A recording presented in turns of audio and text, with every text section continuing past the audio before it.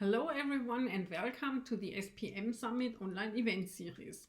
This is an experience exchange for software product managers and it's brought to you by the ISPMA, which is the International Software Product Management Association, and our partner and company member Logi Analytics.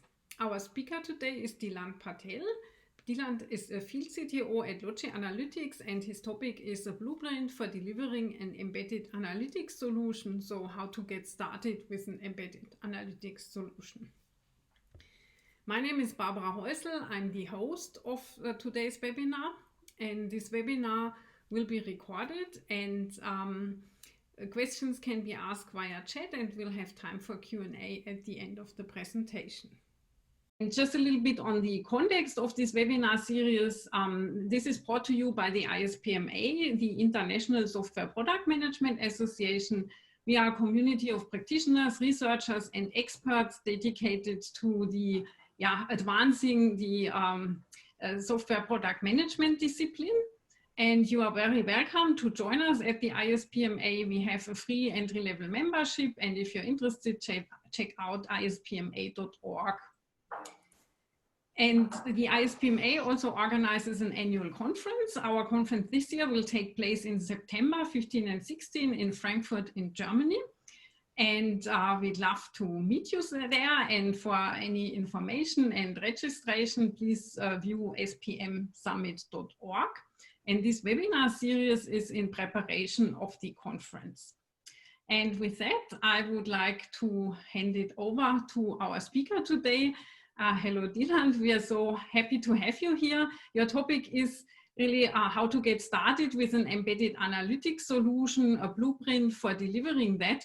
How did you get interested in that topic, or how did you choose that? Thank you, Barbara. Yes, I've been in the business intelligence and embedded analytics space for over 10 years. And I've been working with the customers for a while. And one of the first things they always ask me is, what's a good way to approach an embedded analytics solution? So how do I implement that in my project? And so this was an opportunity for me to kind of give an overview of the workflow so that more, especially product managers, can understand how this relates from a project perspective and what are the considerations from that. Okay, sounds interesting. Please get started. I'm really excited to hear. Absolutely. Thank you again. Welcome, everyone. My name's Dilant. I've been at Logi for a while, so I've had some good experiences about the technologies as the industry has evolved. What I wanted to cover today was give you an overview of what an embedded analytics solution looks like, and why it is required for product managers, what's in it for them, right? I'll give you an overview of what the embedded analytics is, and then I'll walk you through some of the considerations for planning, designing, and building an embedded analytics solution. I'll go through some terms like managed and self-service. And I want to kind of showcase some of the key challenges that most customers in one form or the other face. I'll summarize some of our takeaways so that that could be a start of your blueprint journey. Okay, so what is an embedded analytics solution? It's more about infusing some analytics within your business process, right? It allows your users to make decisions as they are working within your platform. So you have a business solution like a CRM application or an ERP product.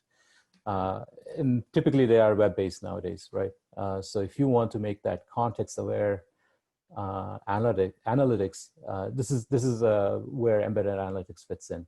It gives the user some perspective of being able to take actions as they see the data, right?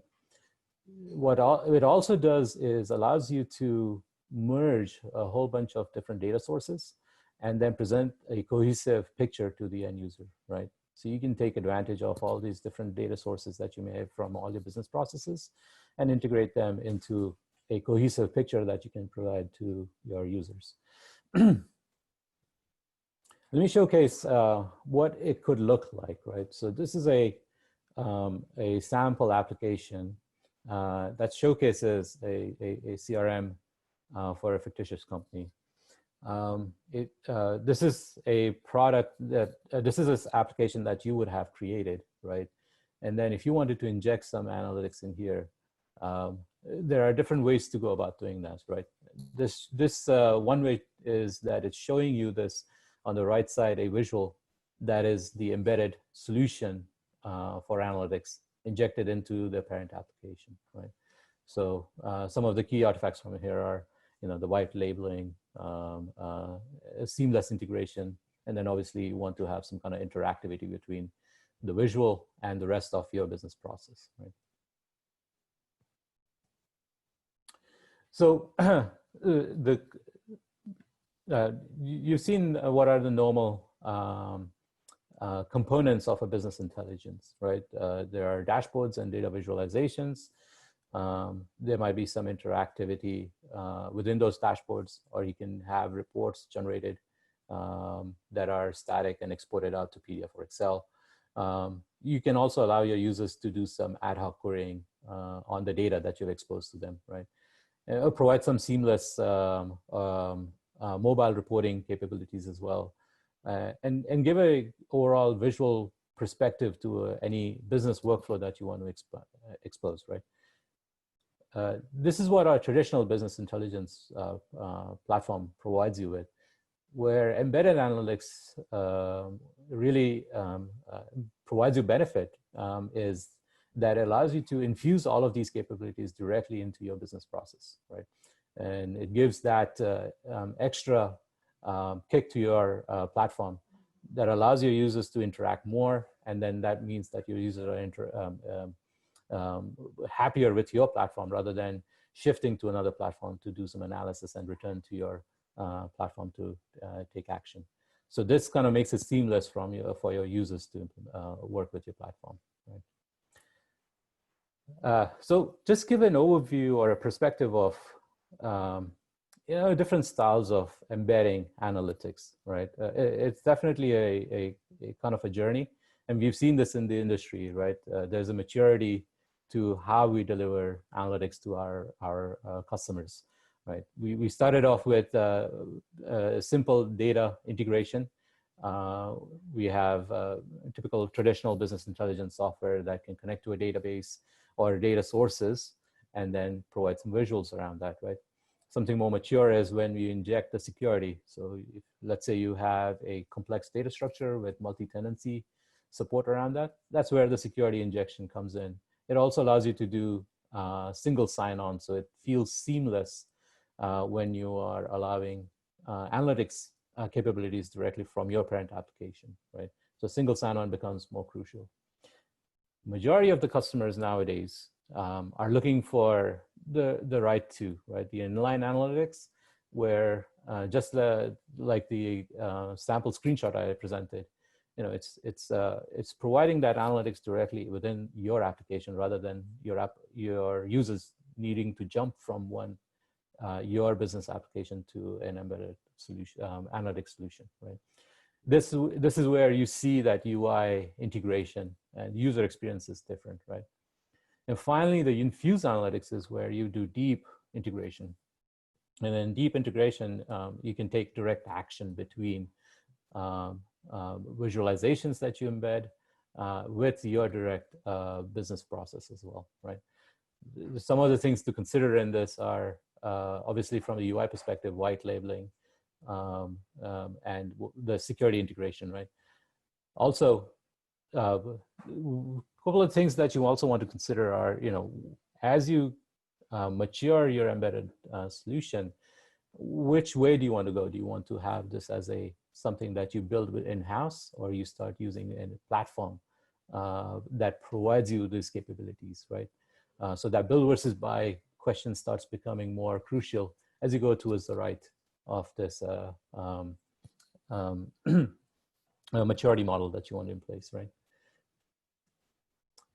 So let me give an overview of how an embedded analytics a project or from a product perspective, it is considered. I like to break this down into three main components. First, obviously, I want to identify what are my major use cases that I want to provide this analytics capabilities, right, within my application. Then I can say, okay, here's the user experience that I want to generate from this, right? I want to have a visual workflow that is seamless for my end users, right? And then obviously I want to see what kind of data that I have that I should be able to expose to my users, right? Within a given organization, there tends to be a lot more data sources that are that evolve over time, right? You might have traditional relational databases serving some business value, but then you might also have newer NoSQL based or big data based data sources, which are working on more modern platforms, right? And as your different teams within your organization are building this business value to provide to your customers, there's a disparate sets of data sources. These are the discovery components, and that allow you to kind of bucket and build a structure around how you want to build your analytics solution, right? Once you have this bucket, then you kind of start going into the planning and designing phase. Obviously, one of the big things that you want to focus on is what kind of level of development is required to build a solution, right? Do you have, or do I have enough developers, and do they have enough capabilities to build a solution? Should I go off and build this in-house using components off the shelf, or maybe open source tools that are already out there? Or should I buy an analytics platform that provides a lot of these capabilities with to make it easier for me to implement this and deploy it to my customers, right? The development becomes a pretty big part of the conversation around the planning and designing phase, right? The second part, obviously, is that you've identified what your use cases are, you've identified what the data sets are, and how you want to have the experience for your users. You have to then consider how you want to plan providing value to users, right? A lot of times what I've seen with customers is that if they have an iterative approach, then it makes it easier for them to digest in small chunks in more of an agile fashion to deliver value and iteratively expand on that value to deliver to the end users, right? And in that, as part of that, a lot of times what I've seen is customers start with an infused analytics using a managed solution or a developer curated solution, a product manager curated solution. They get feedback from the users, and then they expand on that until eventually they get to a self-service capability where they have a good structure around the data for their users to seamlessly interact with that data, right? That's kind of the plan and design. And finally, of course, once you have that good plan in place is when you start talking about building and deploying to your users, right? This bucket is more about the plumbing of the solution, right? We first start with what's a good data design that will provide value to your users, right? You want a data set that has meaning, obviously, that provides relevant business value. A lot of times you might have disparate sources and you might want to join them. But is there any way for you to be able to combine disparate data sources, right? Speed also becomes another part of that conversation around data design, right? Is my data fast enough to provide that a quick delivery of interactivity, right? Dashboards. Second part, obviously, as I'm considering the build and deploy part, is application integration. How is this integrating within my current app platform? How much effort do I need to put into building this solution out, right? The big chunk after that is the security framework. You want to make sure that, especially in a multi-tenant environment, where you are serving a SaaS or a multi-tenant environment, you are serving a lot of different customers. You definitely want to have these firewalls between your customers' data. Data bleed is pretty big right now in the industry. So you always, or in the overall in the web. And so you always want to make sure that you have a good security framework before you deploy something to your customers, right? And finally, of course, infrastructure is the buzzword nowadays. Everyone's more excited about cloud and containerization. So from an infrastructure perspective, you want to consider, what's your current model? Is it, are you deploying your applications to your users, to your customers, or are you hosting as a SaaS solution? In that scenario, which solution takes you there is something that you want to consider, right? And obviously, the DevOps is a key piece of that, and how seamless the DevOps component is, right? And I'll kind of reiterate some of these topics again as I go through the slide. One of the things, as part of the planning that you also want to consider is, sorry, just a minute. Thank you. All right. One of the things you want to consider, as I mentioned earlier, is the iterative approach to design and develop and then launch a product, right? So obviously, as a product manager, you've seen this many times. you all have more experience about in how you have a short iterative cycles to deliver value to your users, right?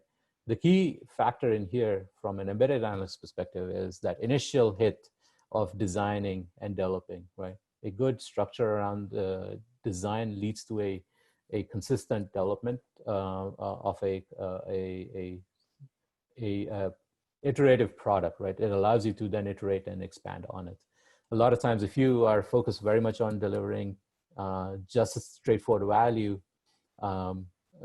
direct value, then you might get locked into the specific implementation, which will make it harder for you to iterate and enhance on that in the future, right?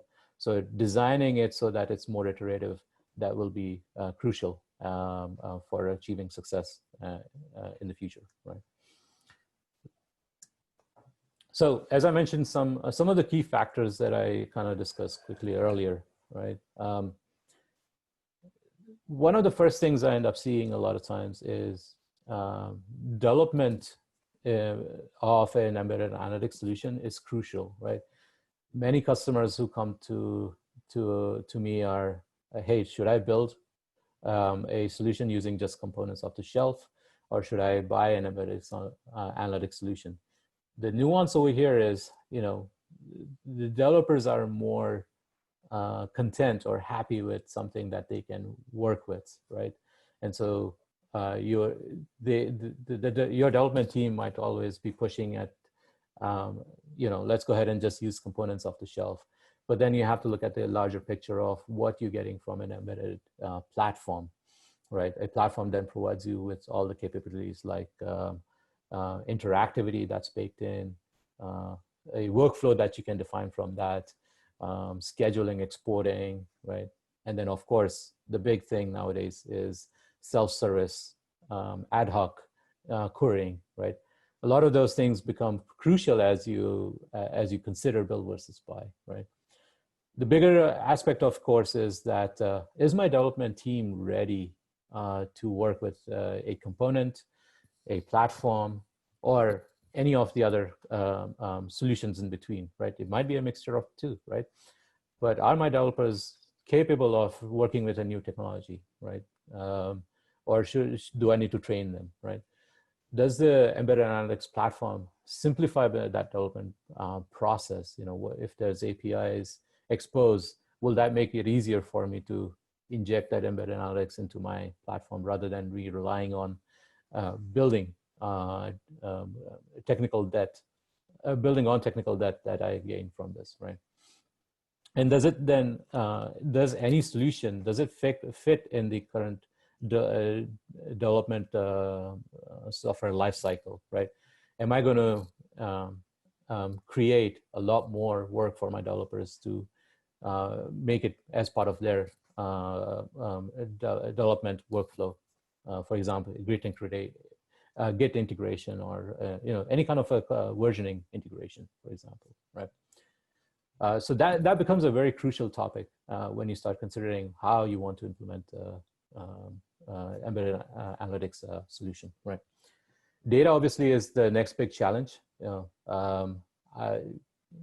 There's a lot of big data collection, right now. Nowadays, to get quick value from business value out, you might have solutions that are hosted in different data sources like Hadoop or S3 buckets on Amazon, or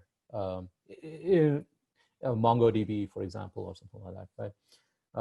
All of these are great for ingesting the data, but doing some analytics on that, doing aggregations for slicing and dicing by specific fields, or doing average calculations and summations.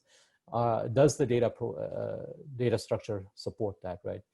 How much time do you have to invest in building a data structure to support that kind of work? You have to consider those aspects as well as you consider this embedded analytics solution, right? So you just have to make sure that any platform that you go with, does it work with that platform? And then also, how much effort do I have to put in to structure the data to work with that platform, right? Some of the other aspects that you have to consider, and we walked through this earlier. What is the user experience that I'm trying to get to? Can I match the styling to my current implementation, or do I have to work with what the platform's capabilities are, right? Or is there a kind of a happy medium between the two? That user experience and your user interface, the more seamless it is, the easier it is for you to deliver value and make your users comfortable in your platform, right? It should look as if it's all one platform rather than working across different platforms, right? One of the bigger things is, of course, like I mentioned earlier, security framework. Yep. Do you have to bake in some kind of a tenancy model if you are talking about a multi-tenant SaaS solution?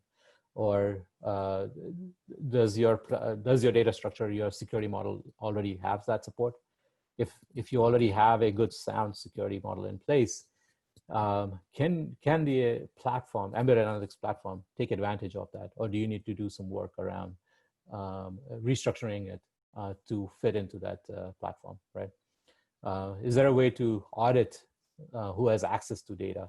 And can you control what level of data that is exposed to users at an individual user level, not only at the tenant level, but also at the user, right? You might have users at different grains, and you want to make sure that you might be able to create some visualizations that can serve all your user base, but each user is only being able to see a specific aspect of the data that they have access to, right? So security framework ingestion into the analytics platform is crucial, right? Finally, you want to make your DevOps team happy. This is the big thing right now, right? So you want to make sure that the platform can be hosted on cloud, or you might be hosting on-prem at your customer sites right now, but you might have a solution in the future to promote this to a cloud. Any solution that you build with the embedded analytics platform, you want to make sure that you can take that solution from one environment to the other without a lot of pain, right? So you just want to make sure that you consider if the platform can be hosted seamlessly on cloud, or you allow your DevOps team to host it natively. DevOps teams are always looking for tools nowadays to automate a lot of their deployment processes, right? So typically you see the developers building some content, handing off to DevOps teams, and then DevOps teams are the ones who are talking about security integration. How do I connect to different databases across different platforms, different environments, for example, for QA versus production. All of this is about automating a lot of this infrastructure creation, right? And there's plenty of DevOps tools out there. Your solution should consider how easy it is for your DevOps teams to automate a majority of this implementation, right? And that's where the DevOps tools integration comes in play. And finally, you don't want to be locked into a specific vendor, right? Whether it's cloud or even on-prem, right? Nowadays, the technology is moving fast enough that you have to consider what kind of operating system you are hosting on, what kind of technology that your DevOps and developer team is capable and happy to work with, right? To alleviate a lot of these challenges, containerization has become a messiah of sorts in delivering this value, right? So can your embedded analytics solution be containerized and deployed seamlessly across different platforms? So you're not locked into a specific cloud vendor like Amazon or Microsoft or Google, right? So containerization helps you with that. So consider that as part of your top discussion on embedded analytics platform, right? So these are the key factors on what embedded analytics is. I wanted to give you a very key kind of high-level overview of what an embedded analytics platform should be able to deliver to you, right? As a product manager, some of the best practices that I have seen, and this bullet list kind of flows in order almost. That's my experience. I know some of your product managers have different experiences. One of the things you want to do is make sure that you're involving your users from the get-go, right? Constant feedback from your users helps. I've seen customers where it's engineering first designs, and in those scenarios, the engineers have created or developers have created a fantastic solution that can do a lot of things that can be deployed seamlessly in containers pretty fast, except it's not delivering the right value for your end users, right? Because your users were never involved in it. So they always say, you know, they don't find meaning from the solution that you delivered. And again, you know, just want to reiterate the iterative approach, right? You can start with a managed solution that gives you a good perspective and good a way to communicate to your users and for your users to communicate back what the requirements are. And then from there, you can build out your self-service ad hoc querying capabilities, right? This makes it easy for you to then scale up rather than designing something from the get-go, as designing a very large, complex solution from the get-go and not delivering the right value, right? Data is a big part of that design, right? You want to make sure that whatever UI that you are designing, the data structure that's behind it is responsive and interactive enough. You know, for example, if the user does not see something within a 5 or 10-second time frame, for example, it becomes meaningless for them to take any action, right? So they might just walk away from their platform, right? Of course, you want to keep your developers happy. So, you know, how the platform works with your team, that is definitely a big concern, right? Your people are the ones that are going to help you deliver value to your customers. So is the platform able to provide that value? Makes it easy for your developers to provide that value. Are they happy with the platform, right? That becomes very crucial. Most developers are now looking for APIs as a way to interact with any service out there, right? So your embedded analytics platform should have those API capabilities so that it's easy for them, for your developers to then deep integrate within their application, right? Rather than them spending time to duplicate that logic within a new platform, right? And once again, that kind of all relates back to that seamless integration from the UI UX perspective, from the development workflow perspective, and the overall business value that you're providing, right? How well does this fit with your rest of your business solution? So these are the key factors that you want to look for when you're talking about implementing an embedded analytics solution in your platform. Okay, I think that was a quick overview. There was a lot of words, of course, and I'm open for any questions that you may have. Well, thank you very much, Dilant. And we have one question already in the chat. How long is a typical implementation process, and what are the main benefits that customers are expecting from that process? Perfect. Yes. Anecdotally, what I've seen in my experience is there's a 3-month cycle for the initial time to value in a lot of scenarios, right? And again, this is an averaging across multiple customers. It all depends on the level of your background, from your users' requirements, from your data structures being ready, from your enterprise infrastructure team being ready, right? A 90-day life cycle for the first value tends to be what I've seen a lot of times. And then you can iterate more on that, right? Success, well put together teams that have a good construct behind you. So you as a product manager can rely on a good development team, a good DevOps team, and there's a project management team that's controlling your requirements.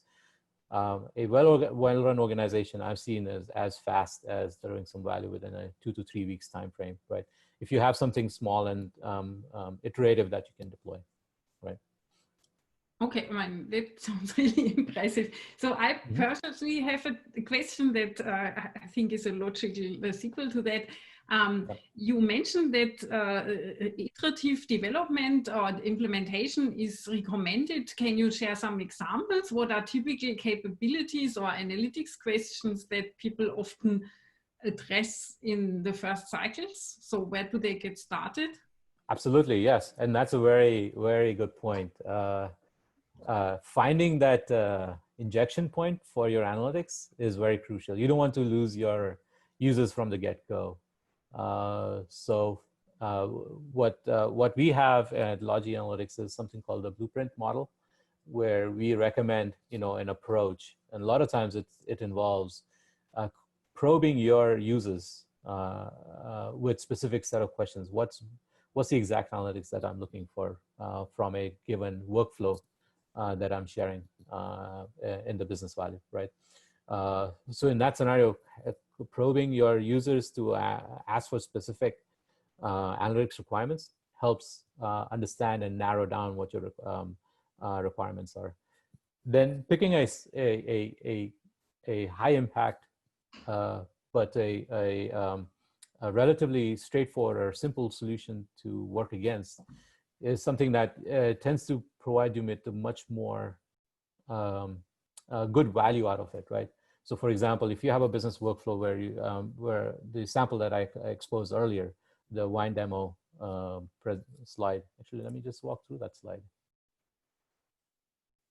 So for example, in here, Brian Williams is the VP of sales, and he has his Salesforce information over here, but he wants to see then, overall a benchmark of what are the sales and which sales are making good value, right? Providing this simple chart makes it easy for him to then see, okay, what's my threshold? Where should I spend more time with which sales teams to improve their performance, and which sales teams are benefit and what are they doing right that I can then replicate, right? So this kind of quick value is what you want to start with. This allows you to then model and then build something more extensive. Okay, thank you very much. And we have a question, I think that's a logical sequel to that even. You also mentioned that preparing the data is a major prerequisite for EA. What kind of help do you offer for this? I mean, sure. Yeah. Yeah, so not as a Logi as a, so first of all, from an embedded analytics solution, you're looking for ways how your platform is working with the data, right? The Logi's platforms, they tend to work with direct connect to your data sources. So you don't have to then have a middle tier that's waiting in line for you to build the data structures, right? But this also means that it requires some data prepping, like you mentioned, from your team too, right? We provide some good understanding of what kind of data structures work well. And then we can work with your team and your technology to help you understand how you can structure that data. Okay, can you share some examples, because you mentioned that it's important that the data supports the analytics. Yeah, absolutely. Yeah, yeah. What can go wrong? So because sometimes we learn more from the the pain is always a good teacher, right? Yes. So yeah, one of my, and this goes back to the technology first implementation as well. One of my customers, they are facing a challenge where they have their data in S3 buckets, and now they want to provide interactive dashboards to their end users. And we are talking about a pretty large amount of data, right? Hundreds of millions of rows of data with a lot of fields that they want to expose to their users, right? So that's a very wide and deep amount of data. This is great for ingesting, but now for analytics, you want to make sure that you have some kind of a hierarchical structure behind it, right? So that it makes it easy for you to do slicing and dicing, right? If I expose the wide and the deep data directly, then every interaction, my user has to wait until the backend technology can recover or provide the outcome of that data call, right? But having that hierarchical structure in between then helps making it more responsive. So things like implementing mid-level caching mechanisms, or restructuring the data so that it's responsive enough, right? The product itself should have some caching capabilities so that allows you to pre-cache some of this information, repetitive information, so that users, when they're first hitting the dashboard, they see an aggregated dashboard that's relatively responsive. And then in some scenarios, you have interactivity that might take a while, which is okay, right? So that structuring of that data is very crucial. And again, this is one of the examples how flattened data structures it should be normalized or better structured for your analytics capabilities. Okay, makes sense. Thank you. Yeah, it seems we don't have additional questions here, so let's wrap it up here. Dilant was so kind to provide his contact information here, so if you have any questions for Dilant, please feel free to contact him. And also, if you want to provide feedback or suggest any other future topics or whatever, you'll find the information of the ISPMA here as well. And with that, we'd like to briefly announce our next event. That's on July 9, and our ISPMA colleague Hans-Bernd Kittlaus will speak about customer-specific tailorability of B2B software products and share his broad experience in that space, the good, the bad, and the ugly. So for information and registration, as always, spmsummit.org/online events. And with that, I would like to say a big thank you to Dilant for this insightful presentation, and wish everyone a wonderful day. Thank you. Bye-bye. Thank you again. Bye now.